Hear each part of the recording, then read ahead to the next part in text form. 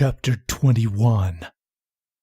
"Wait," whispered Stephanie into the mind of Samuel Godwinson as they were about to follow Lucas, Lizard, and Rowdy 2 out of the Eastern Shrine. They had hoped to find a safer place to wait for the others. Samuel had explained that Jonathan Knight was aware of their predicament and was bringing the others, and Lucas had determined that having everyone together would be the best way of keeping everyone alive and searching for the truth about Molly Patterson. Samuel and Stephanie had intentionally lagged behind, since Stephanie had already secretly expressed concern about the entire situation to Samuel. Though she had felt a huge sense of relief after waking up in a closet in the Eastern Shrine to the faces of Lizard and Samuel, she was not as confident as Lucas that they were out of danger. She felt as though someone were sneaking up on them, but the future was surprisingly unclear to her. She had described it to Samuel as a twisting whirlpool in a rushing river. It was not easy to predict whether they would be caught in it, whether they would continue beyond it, or what the consequences for either choice might be. Of course, when the others had discovered her, they were less concerned with the dangers of remaining in Felix Light's stronghold, and more concerned by the lacerations and bruises on Stephanie's arms and face. She had been beaten severely by the speed demon acolytes as they had dragged her to their shrine. Samuel had been recognized and put in a separate room, but the captors had agreed to hide Stephanie away from Felix, hoping that they had acquired a beautiful slave girl for their own use. It was ironic that their secret lust was what had helped Samuel Godwinson locate her. The acolytes that had confidently abused her when they had had the advantage of numbers and the element of surprise were quickly taken down when 4 divine key-bearers showed up and startled them. Lucas and Samuel had been so anxious to find a way to get her to Victor so that Heaven's Breath could mend her injuries that they had set her concerns about the potential danger aside. Her instincts had begged her to turn back and hide. At last, she had grabbed Samuel's arm and pled with him to wait. Her heart dropped as the sound of a gunshot echoed through the woods, and the sound of a body dropping to the ground outside barely overcame the ringing in her ears that the shot had created. Samuel took her hand and pulled her further back inside the shrine. "Who was it?" asked Stephanie. "Lizard," said Samuel aloud as they searched for cover. "It must have been a trap." "He was the one that was disguised, though," whispered Stephanie in confusion. "Come on," said Samuel. "Where shall we go?" asked Stephanie. Samuel's eyes glowed brightly as he continued to pull her by the hand and race back into the shrine. "For right now, a place without anyone else," replied Samuel. The two of them turned down a hall, avoiding a pair of black-robed acolytes. There were several doors, and Stephanie pulled free of Samuel's hand and stood in front of one of them. Samuel whirled back with wide eyes. "What are you doing?" he whispered. She used her fingers to count down from 3 before kicking the door as hard as she could. Samuel smiled as he heard a body slump to the floor. Stephanie grabbed his hand and they continued rushing toward an empty room. Eventually, Samuel slowed down in front of a room and opened the door. They walked in and closed it behind them. It appeared to be some sort of laundry facility, and there was a hamper filled with black cloaks, as well as several shelves with black cloaks that had been cleaned. Samuel and Stephanie looked at one another and went immediately toward the clean cloaks. It felt odd to don demon worshipper attire, but they both knew that it would allow them to move a little more freely through the compound and see if they could find Rowdy 2 and Lucas. It had worked well for Lizard when he stole a cloak from one of the acolytes in prison. It made Stephanie wonder why he would have been targeted. "The others are here," whispered Samuel with wide eyes. "They thought he was a real demon worshipper." "It feels like he is okay," said Samuel. "Victor must have used Heaven's Breath." "Good," whispered Stephanie in relief. "We should catch up to them." "No," said Samuel as his voice filled with worry. "They have all been recaptured, and Felix Light is here." Stephanie frowned. This was a difficult situation. She concluded that Lucas would want to let them get shackled in the prison cell so that the acolytes would lower their guard and present an opportunity to escape. "They won't be able to move fast enough unless we buy them time," said Stephanie into Samuel's mind. "We need to create a distraction." "We should forget about the disguises then," said Samuel as he took the dark robe off. There was a look of relief on his face as he tossed the cloak onto the floor. Stephanie smiled as she also left her disguise behind.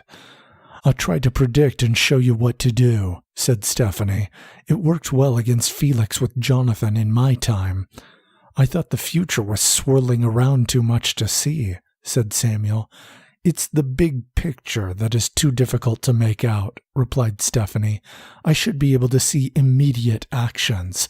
That's how I got the acolyte in the hall." Samuel smiled and nodded. "Okay," he replied. "Let's go make a scene." A small group of acolytes was coming down the hall when Samuel boldly stepped out into it. "Hey," shouted one of the acolytes, "you can't be here." "Try and stop me," laughed Samuel. There was immediately a blur of darkness as the speed demon worshippers rushed at incredible speeds toward Samuel. He seemed to effortlessly dodge their quick attacks and deliver counters of his own. Stephanie went around and began snatching the dark keys that hung about their necks, slowing them to a crawl. Samuel followed up by pounding the faces of the shocked demon worshippers until there was only one left.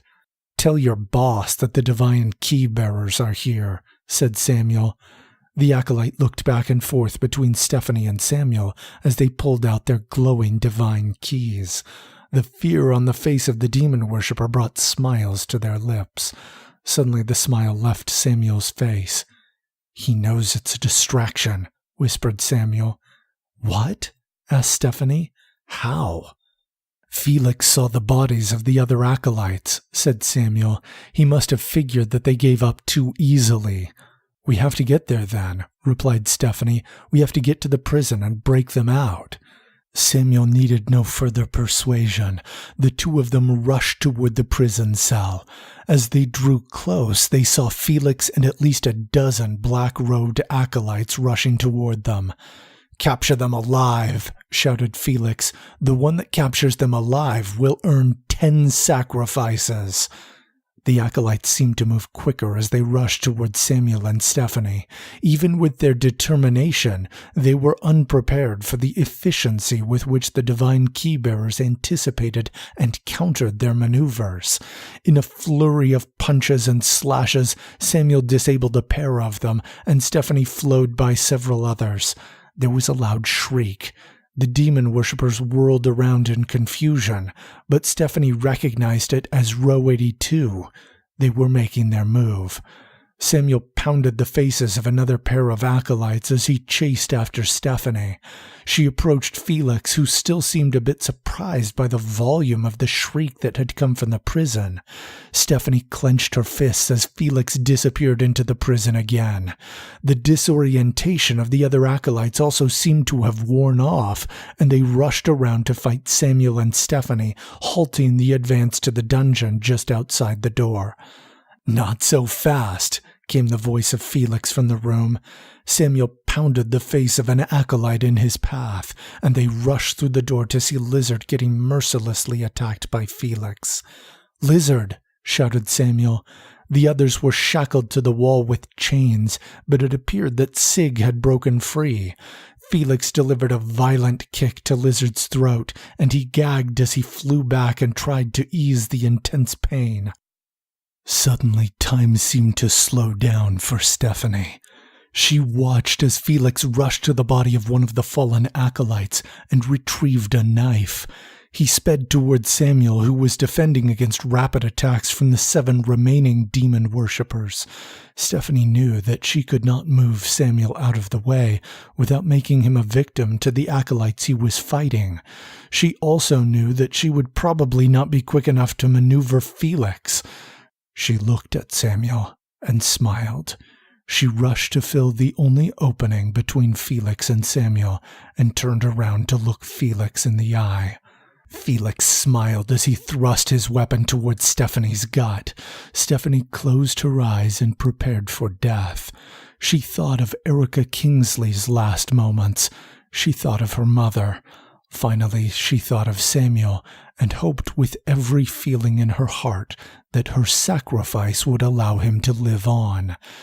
Suddenly she realized that her moment of reflection had been taking a long time and that she should have been stabbed by now. She opened her eyes and gasped in shock and awe at the sight before her. Victor Lee stood with his dark coat fluttering in the air that swirled tightly about him. His eyes glowed with blinding brightness, as did the cluster of divine keys on a chain about his neck. His dark hair tossed about as he stood serene in the center of the room, holding Felix Light by the throat up in the air. Stephanie pulled her hair back as the wind rushed around the room and turned around to see the speed demon acolytes that Samuel had been fighting were unconscious on the floor. Samuel was staring at Victor with his mouth hanging open in shock. Stephanie turned toward the cell. There was another Victor in the cell, still chained to the wall, and he seemed equally shocked. The other prisoners that had been unconscious were awake, and the wounds in their wrists from the cruel bonds had been healed. They stared in amazement as Lizard also slowly stood up, with his injuries completely gone. Jennifer kept looking back and forth between the Victor chained to the wall and the Victor that stood triumphant before Felix Light. The wind in the room tossed her long blonde hair, but she was too surprised by what she saw to think about her appearance. The scene, dramatic as it was, remained nearly still except for the wind. It was almost as though it were a painting from some fantasy story of a great mage that came across an unlucky orc grunt. Felix squirmed and tried to kick at Victor, but Victor seemed immovable and invulnerable. "You have thought of the light as an ally," thundered Victor. His voice echoed unnaturally through the room. "But from this day I will put you in your place. From this day you will live as the miserable cockroach you are. You will lose your memory of this moment and these people, and know only irrational fear. You will flee from the light and scurry in the shadows until the lizard consumes you." Felix's eyes were wide with terror. He trembled as Victor put his free hand on Felix's forehead and squirmed as a blinding flash of light came from the divine keys. The others shielded their eyes for a few moments, and when the light died down, they saw Victor throw Felix on the ground. Felix gasped for air and held his throat in agony. "Now flee, roach," commanded Victor. Felix looked up and around as though he were blinded by the light. He rushed out the door, violently colliding against walls and screaming as he made his way out. "Victor," said Jennifer after an awkward pause. Victor's eyes ceased glowing, and he smiled. Tears trickled down his cheeks as he looked around the room at each of his beloved friends. "Obviously you can't kill Felix," he whispered. "He has to survive. It's probably safer to keep any acolytes that you find alive as well. Just send them after their master." "How did you—" started Lucas in a confused tone. He did not even know how to phrase his question. Suddenly Victor keeled over in pain. "Victor!" shouted Jennifer. "Sig!" shouted Lucas. "Can you get our Victor free?" Sig rushed to break the chains binding their Victor to the wall. The future Victor motioned with his hand as he winced in pain. "No," he said. "You cannot heal this." Sig ignored him and broke the chains that bound the prisoner Victor to the wall. Free of his bonds, he rushed out the door of the cell and raced for the heap of divine keys on the table. He could not tell the difference between them, so he grabbed one randomly and rushed toward his counterpart, writhing in pain. Their eyes started glowing as the current Victor put a hand on the future Victor's head. "That's the key of origins," whispered the other Victor with a smile, in spite of his pain. Victor reached to get another key, but the other Victor grabbed the hand on his forehead and held it tightly to stop him. Victor strained to break free of his grasp and reach the Heaven's Breath key, when suddenly the red and green colors in the room faded, and he found himself sitting in his cell again. But this time, he was alone. "What is this?" shouted Victor. Suddenly his friends appeared around him. Felix also reappeared, but as he was before the fear of light came upon him. Felix rushed and stabbed Stephanie. In progression, he began cruelly killing and sacrificing all of his friends. He watched himself get freed, but then get gravely injured as he tried to reach the pile of divine keys. In a bright flash of light, he found himself in a stone chamber. He watched everything that his counterpart had experienced. He saw his conversation with Joshua Beckman. He saw the warning that Michael had given. Finally, he saw himself go forward in time and teleport to the prison chamber. In a flash, he had knocked out all of the guards, and then he used a modified heavenly shield to hold Felix up, and used the soul key to convince him that light could blind him, taking his speed and making him vulnerable to every wall, stone, or tree that he could no longer avoid.